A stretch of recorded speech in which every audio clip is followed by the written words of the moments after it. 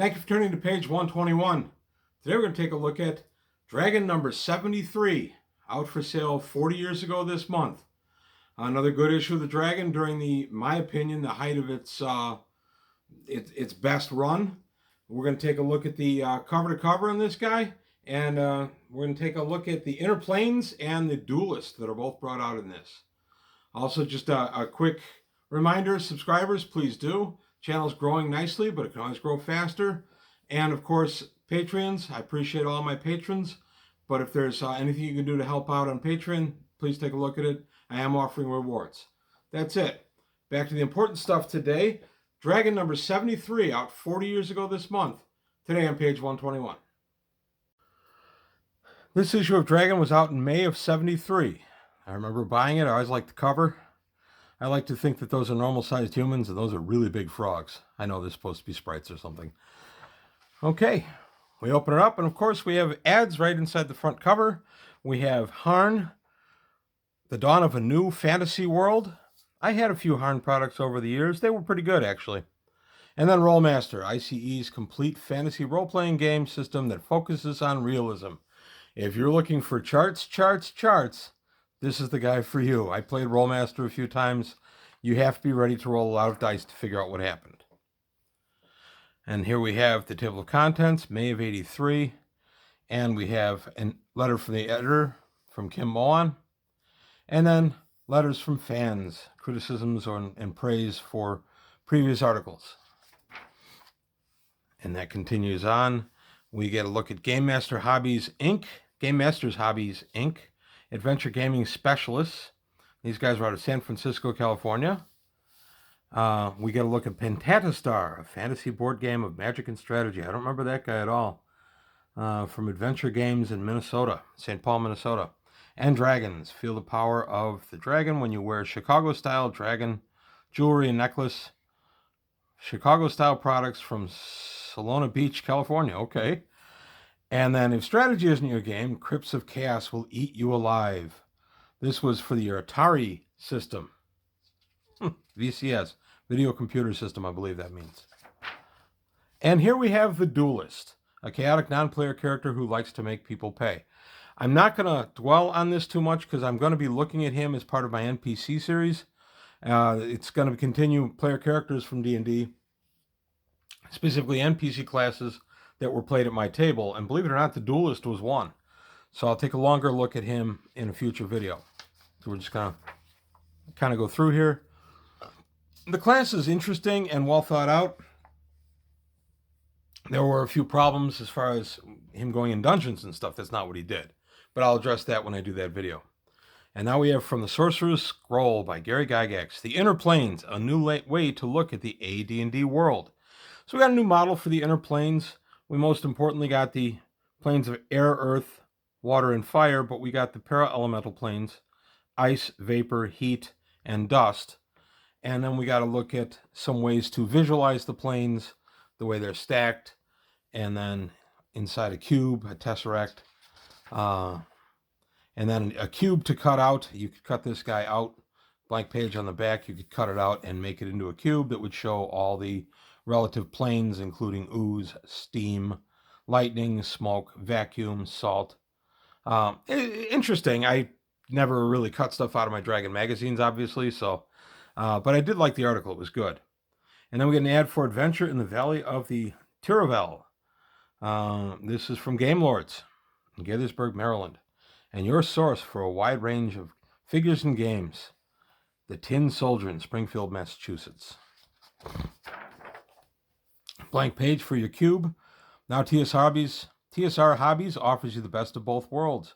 Strategy and Tactics and Ares magazines, both being published under TSR at the time. The solo scenario. One-player parties are fun for two. I actually have played D&D solo, and it's not bad if it's the only game you can get. And I've done it to try out a couple of different things. I was testing for magic items or for characters. So you just, kind of roll an encounter by yourself and see how stuff plays. And this article is pretty good for that. The standard for fantasy roleplay game masters, the companions, mapping aids from Bath, Maine. And then we continue on with the article, and we take a look at Game Grid Sheets, brought to us by Indicia Associates in Oakland, California. And of course, Game Designers Workshop, a fine Traveler ad. I always like the Traveler stuff. And then the article continues, and then Fantasy takes flights with Marvelous Beasties by Dragoontooth. I have a few Dragoontooth figures in my collection. They were around, I want to say, through the mid 80s, if anybody knows a little bit more about Dragoontooth. I believe they're the ones that gave us the City of Mystery and the City of Magic, that kind of stuff. I have some of those sets. Now we have Fantasy Lords by Grenadier and a little bit of magic. I love Grenadier figures. Still being produced, I believe, under the Grenadier name.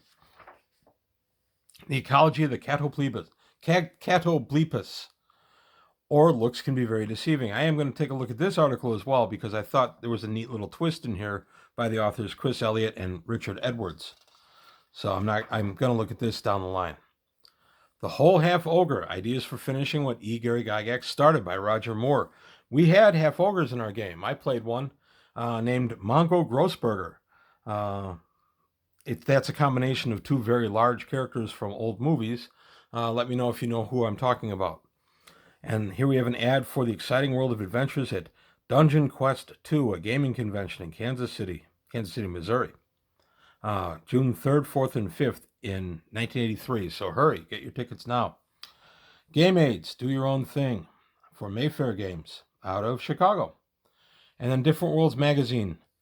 Different Worlds Magazine was pretty neat. I've got a few issues of it. They had some nice Traveler stuff. They had a lot of different topics that they covered: D&D, Traveler, RuneQuest. They were out of Albany, California. Relief for Traveler Nobility. This was actually a very helpful article because playing a Traveler Noble was very tough back in the day. It's much easier now because there's a lot more guidance. But back in the day, you just kind of played him as a hoity jerk who told everybody else what to do, and that was that. They didn't get along too well in parties. So this gave you a little bit of help there. And then we've got another ad here for the Meninga Chronicle, innovative newsletter, art writing, and figure painting contests. And then we have Challenges of Earthwood, Fantasy World, strategy play-by-mail game, and Villains and Vigilantes. I did play Villains and Vigilantes, one of the earliest games I tried. We played that for a while in 80. The copy I have was published in 79. This is by Fantasy Games Unlimited. Villains and Vigilantes wasn't a bad system, but once I found Champions, we dropped V&V. Photo Finish, Lights, Camera, Life, How to Photograph Stuff by Mike Sitkowitz. So here you go, just ways to take photos. This is all still pertinent today. Asgard Miniatures, all 25mm scale, 36 most popular figures. And they were available from the Armory out of Baltimore, Maryland. And of course, one of the lists of where they ship in the United States at the time. And I don't see any Illinois stores on here. Oh yeah, Lyle's Hobby in Westmont. Mount Prospect, Games Plus, of course, that's still there. I think Lyle's Hobby is still there, at least it was there last time I was there, which was many years ago. Figure Feature, Weird Monsters, different weird new figures you could buy from different companies. Kind of a quick review of all kinds of new figures. Of course, Lead back in 1983. When it gets hit, it gets hurt. System for equipment damage. We did actually employ this for a little while in the campaign, but honestly, it bogged things down so much that I dropped it very soon. For one thing, I'm not going to chip up and damage a +2 magic sword on somebody, and it just slowed things down. I felt it wasn't for us. And now we have Rapham, makes Martian Metals and Citadel 15mm Traveler figures. Rapham out of Cambridge, Ontario, Canada. I think some of these are still around too. Non-Violent Magic Items, 100 Ways to Keep Player Characters Guessing by Louis Pulsifer and Roland Getliff. Pretty neat. Some everyday magic items, tuning fork, enchanted bottles, things like that. I recently just gave everyone in my group for the campaign that I'm running right now, set based on the Sulm Empire. Each one of them got a mason jar and anything put in the mason jar will not age. So we've had some pretty good uses for it so far. Everybody has one mason jar. And this is just some more benign stuff. I like these articles. They gave you really good ideas. And then Forest of Doom. Big on modules before Dungeon Magazine came out in '84. Forest of Doom, an adventure for AD&D players, designed by Scott Butler for a party of 4 to 8 characters, each 4th to 7th level. And it won first place in the module design contest. I read this. I don't ever remember running it. It was a pretty good adventure. It was just nothing that fit what I was doing at the time. I like the artwork in this. That guy's in trouble. And now here's the second level. A lot of the issues were given over to the module design competitions, which was fine. I never minded getting a free module. And Amazing Stories Science Fiction, published by TSR. When they bought that publication, they were becoming a slightly bigger printing house. New Tools of the Trade by Jeffrey Gillespie for Top Secret. We were still playing Top Secret. We played Top Secret off and on through the 90s. So I always like to look at this because there wasn't a ton of information out there about Top Secret in the early to mid 80s. And then we have Bandersnatch Leathers out of San Antonio, Texas. Nice ad. Space Opera by Fantasy Games Unlimited. Daredevils also by Fantasy Games Unlimited. I have Space Opera and have played it. Complicated system. I'm going to review it. I've been saying for about a year now I'm going to take a look at it, but I am going to take a look at it. And Daredevils have adventures. In Daredevil Adventures, I never played it. That guy looks a lot like Doc Savage holding a gun to me. Thieves' Climb should be leveled out. This is an idea of leveling out of the basic, the expert rulebook for Dungeons & Dragons, leveling out the progress of thieves. Dragon Tree Press, Handbook of Traps and Tricks, Spellbook, Art Book of Artifacts. Need a new challenge? Ever want to be a vampire? You're going to do that and more in Wizard's World of Fantasy Fun out of Orange, California. Even you could solve it, Watson, said Holmes condescendingly. Swordplay Miniatures, now from Task Force Games. The new force in gaming. Those are kind of nice miniatures. I don't remember ever getting any of these guys. I don't think I have any in my collection. A rare way of viewing The Wish. High-level help comes once in a lifetime. Wish was always a problem, still is a problem in the campaign, although I've developed a lot of rules to deal with it. I am going to feature Wish down the line as its own video. I'm going to take a look at Limited Wish and Wish probably together. So that'll be coming soon to a TV screen near you. And then we have an ad for Griffin Games, the miniatures case. You can carry your stuff safely without breaking off the little swords and bits. And then Home Hobby Game Distributors, Lawrence Avenue in Chicago. And these guys have for Illinois, Bayer's Hobby Shop in Woodstock, Friends Hobby Shop in Zion, Games Plus, of course, in Mount Prospect, and Hobby Chest in Skokie. I don't know if Hobby Chest's still around. I'm going to have to look that up. I was there a couple of times. There was a nice store. They turned you into a perfect warrior, sent you 300 light years from home, landed you on icy rock. The Torians were already there. Someone's going to get hurt in Forever War, based on Joe Haldeman's sci-fi classic by Mayfair Games. There's more where this came from. You can order Dragon magazines, and here's some orders for some back issues from TSR. Roleplay with the best. Join the official Dungeons & Dragons Club, the RPGA network. I did join that in 2000 at the advent of 3rd edition. Got some really nice Greyhawk stuff out of it. Patching up cracks in Champions, from creating a character to keeping a job. Champions did need a lot of help in the early days. A lot of the stuff hadn't been thought through. We had to do a lot of house rules and ways to deal with it. This was a nice article to help us in that regard. We have an ad for the Duncan Company. You can cast your own fantasy figures. The probabilities indicate we stock every imaginable role-playing game at the Dungeon Hobby Shop in Genoa City, Wisconsin. Citadel Mounted Fantasy Figures, Mounted Fantasy Adventures. I have a lot of these guys. I loved these. Every time I got a chance, I grabbed one. $250 a shot for a mounted figure on a horse. All beautifully painted now by my buddy Mike. They've appeared a few times on my channel. Here we have an ad for fine, limited edition fine pewter belt buckles from Avenue Artworks in Delavan, Wisconsin. Judges Guild are giving us Tarantus. They're out of Decatur, Illinois. The Blue Rage, a mystical sword of barbaric land. 3 heroes against evil to save the world. The rules are $7 from Olympia, Washington. Dragon, the official fuel for over 100,000 of the world's most imaginative gamers. Nice ad for Dragon in the Dragon. 100,000. That's pretty good if you're selling 100,000 units of anything a month. Dragon was a big, big deal back in the day.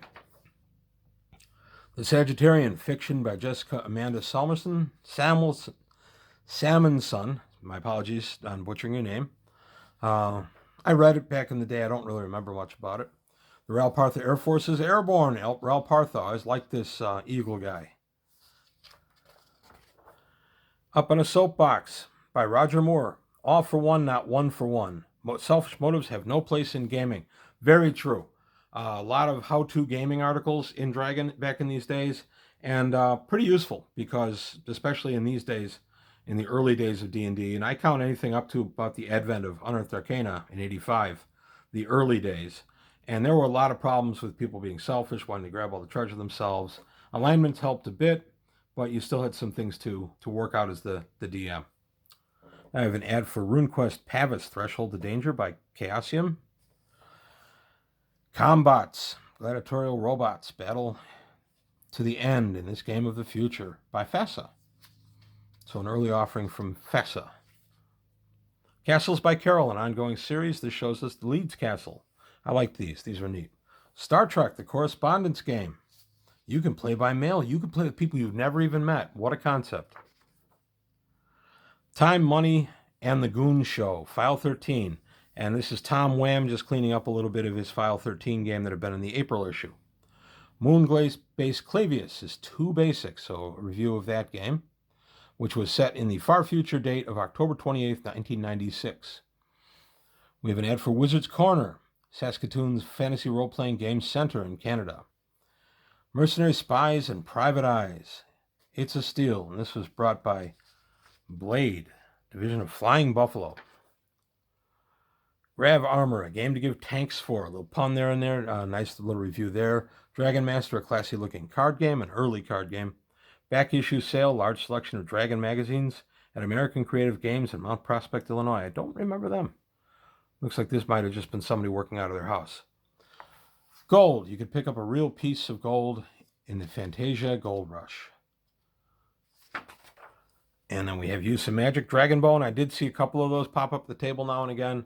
I was never a fan. Bushido.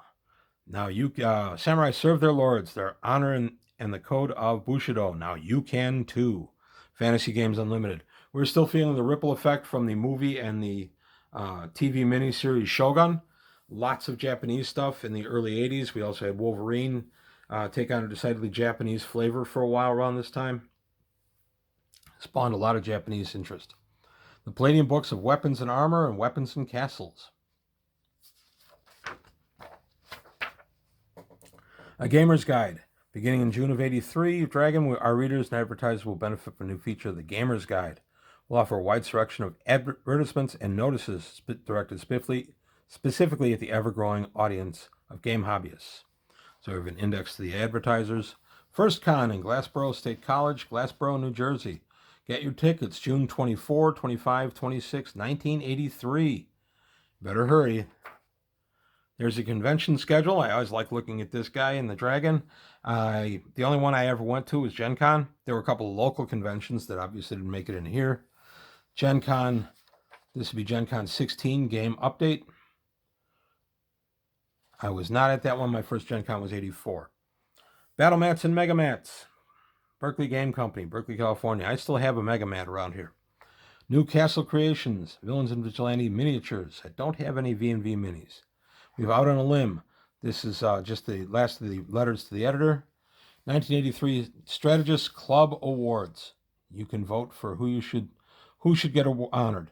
The 9th consecutive year, Dragon Publishing will honor outstanding members of the hobby gaming industry by presenting the Strategist Club Award. So you can vote 40 years ago. There's Owlswick Press, Stars, Spirits, and Spells by Elsprague de Camp and Catherine Crook de Camp.